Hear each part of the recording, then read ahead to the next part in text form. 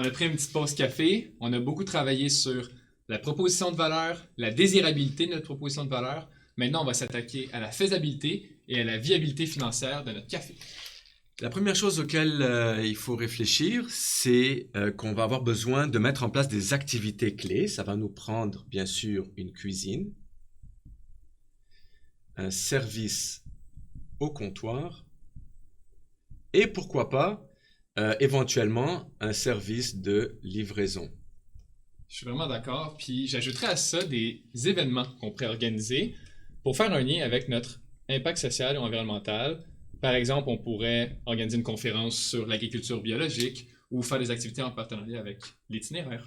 Ok, intéressant. Alors, pour mettre en place des activités clés, ça va nous prendre des ressources clés. Alors, par exemple, au niveau de la cuisine, ça va nous prendre de l'équipement.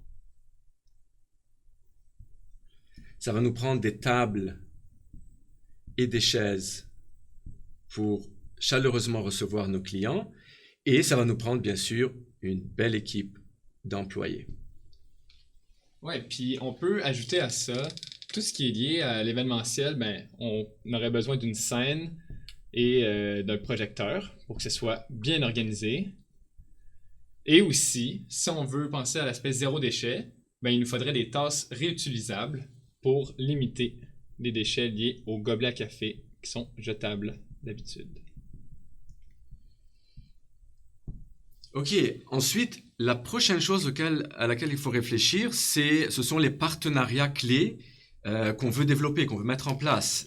Il me semble pertinent peut-être de développer un partenariat avec la société de développement commercial de notre quartier. Oui, certainement. Puis on peut aussi penser à la coopérative pour l'agriculture de proximité écologique qui fait un lien avec un réseau, dans le fond, de fermes locales et biologiques au Québec.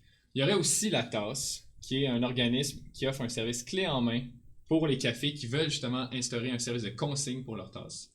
Et je pense aussi à l'itinéraire, qui pourrait non seulement être dans notre stratégie de communication en payant de la publicité dans leur magazine, mais vraiment devenir un partenaire clé. Ok, oui, très intéressant, parce que ça fait le lien avec le fait qu'on veut rejoindre nos bénéficiaires. Et l'itinéraire serait un très bon canal de communication pour rejoindre ces bénéficiaires-là. Très bien. Alors, après avoir réfléchi et discuté au niveau de la faisabilité de notre café, on va regarder la viabilité financière. Alors, c'est sûr que tout ça, ça va engendrer des coûts.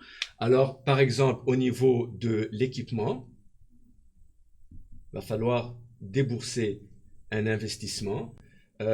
Au niveau du loyer, bien sûr, et des salaires des employés. Mm-hmm. Mais comment tu vas faire pour couvrir tous ces coûts-là?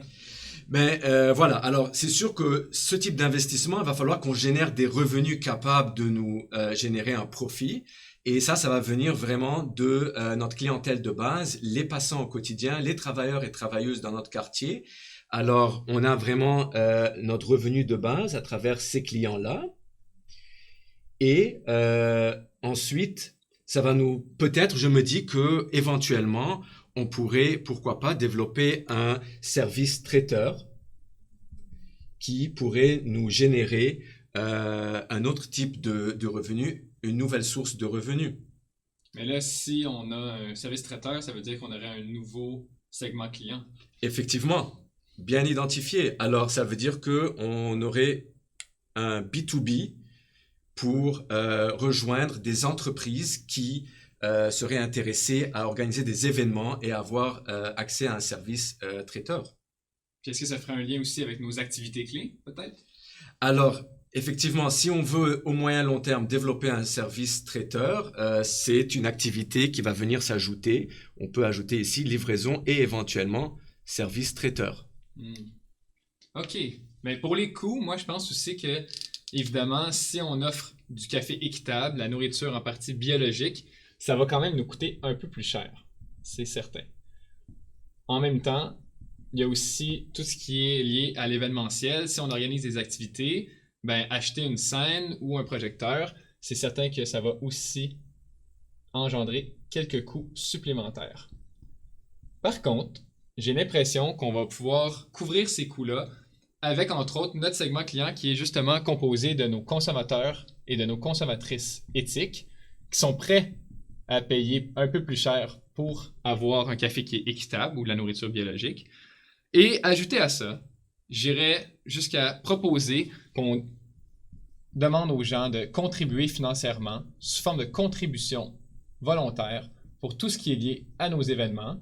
Comme ça, même si les personnes qui sont dans le besoin, qui ont un peu moins de moyens, ne peuvent pas contribuer, mais ils peuvent quand même assister aux événements. Donc, on garde l'aspect inclusif. Et les personnes qui ont un peu plus de moyens peuvent contribuer. Ok, super. Fait que là, ce qu'on a fait, c'est qu'on a regardé tous les éléments de notre modèle d'affaires social. On a été capable de cartographier ça et d'avoir notre modèle bien devant nous et avoir une vue d'ensemble de comment tous les éléments s'imbriquent et s'appuient mutuellement. Exactement, mais là, ce qu'on a fait, c'est pas un plan d'affaires. C'est ça, c'est pas un plan d'affaires. C'est encore une fois, on a modélisé notre café qu'on veut équitable, éco-responsable. Et ce que ça nous a permis de faire, c'est pas juste d'avoir une vue d'ensemble, mais surtout, ce qui me semble évident, c'est qu'on a réfléchi à la dimension commerciale de notre modèle d'affaires social, à la proposition de valeur commerciale, qui est la base pour assurer une viabilité financière. Ça, c'est la stratégie commerciale. Et toi, grâce à toi, Mathieu, tu as ajouté une autre dimension, qui est la dimension impact social environnemental, pour assurer qu'on est capable de générer une proposition de valeur à ce niveau-là et de faire en sorte que ces deux stratégies, commerciale, impact social, environnemental, s'imbriquent, s'intègrent de manière cohérente à travers toutes les composantes du modèle d'affaires social, qu'on puisse avoir de la création de valeur partagée, économique, sociale, environnementale, pour un maximum de parties prenantes qui pourraient vraiment bénéficier de ce qu'on est en train de mettre en place. Ok, c'est vraiment cool. Mais en même temps, j'ai l'impression qu'on a juste fait un petit brainstorm, on s'est parlé de tout ça, mais il y a peut-être plus de travail à faire, hein, ça va changer. Effectivement, ça c'est une première ébauche, un premier cycle de réflexion et de brainstorm, une première itération. Et ça va nous en prendre plusieurs dans les mois et même les années à venir parce que l'outil, c'est un outil qui n'est pas statique, c'est un outil qu'on doit utiliser de manière dynamique. On doit continuellement avoir ce modèle devant nous et à chaque fois qu'on a des idées, des choses, des réflexions qu'on a, il va y avoir des éléments potentiellement qu'on va enlever du modèle d'affaires, on va en rajouter d'autres, mais toujours assurer qu'on a devant nous une belle image de ce qu'on est en train de faire présentement et qu'on voit notre modèle évoluer à travers le temps, toujours en assurant une cohérence, une intégration entre création de valeur économique pour assurer la viabilité financière au long terme, mais grâce à cette réflexion qu'on a eue, être capable de générer de la valeur sociale environnementale simultanément. Alors voilà, moi ce que je propose, c'est qu'on se réserve déjà une autre plage horaire le mois prochain et qu'on fasse ça régulièrement de manière mensuelle, qu'on revienne ensemble sur notre modèle d'affaires. Pourquoi pas avec d'autres personnes autour de la table, éventuellement nos partenaires clés, nos clients, nos bénéficiaires, parce qu'on veut vraiment avoir, il faudrait assurer un processus inclusif des parties prenantes quand on est en train de développer notre modèle d'affaires au moyen et long terme. Bon, mais là, j'ai vraiment le goût. Fait qu'on arrête pour aujourd'hui le brainstorm, puis on commence à travailler dès maintenant. Super. All right.